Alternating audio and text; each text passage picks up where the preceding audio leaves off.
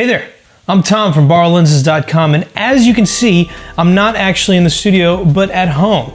At the time of this filming, many of us around the US are probably stuck at home and might be looking for some interesting projects to take on. I shoot a lot of product photos at our studio in the office, but also at home on my own time. Today, I'm going to give you a few tips on how to shoot macro product photography at home using a limited setup and a little bit of creativity.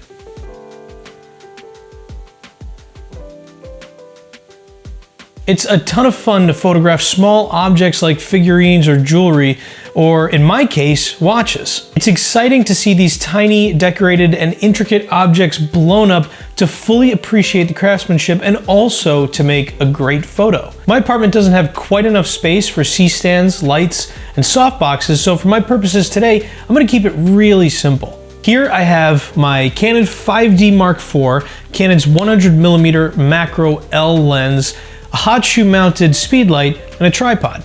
To start, I'm going to place my camera and tripod near a wall. That wall is going to act as a bounce for my speed light. I've got a rough idea of where I'm going to place the watch on this desk, but first, I'm going to pick out a surface onto which I'll place the watch. I'll look through my closet or shelves for anything with a color or texture that I like this jacket, or this leather journal, or this colorful piece of fabric. From there, I'm going to start setting the stage, making sure to frame up the watch using the live view mode on my camera. Now that my shot is framed up, I'm going to dial in my exposure without firing the flash so that the frame is nearly black, all while keeping the shutter speed at 1/125th of a second or lower to make sure my flash syncs with my camera's shutter. From here, I'm going to dial in the power of my flash and keep an eye on my camera's histogram to keep from under or overexposing the shot.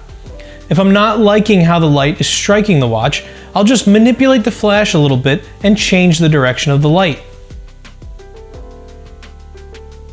Alright, this is looking pretty good, but it could look better with some more bounce. For this small product, I'm just going to prop up some white index cards around the watch and fill in the darker areas one by one.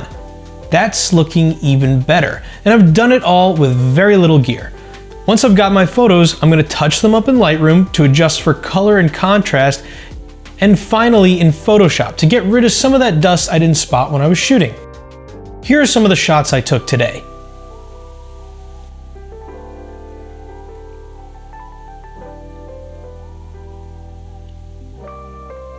So there you have it. A fun but really simple way to get creative at home, all without a cumbersome setup. If you've got a question, let us know down in a comment. And if you want to learn more, check out our channel or visit the blog at BorrowLenses.com. Thanks for watching.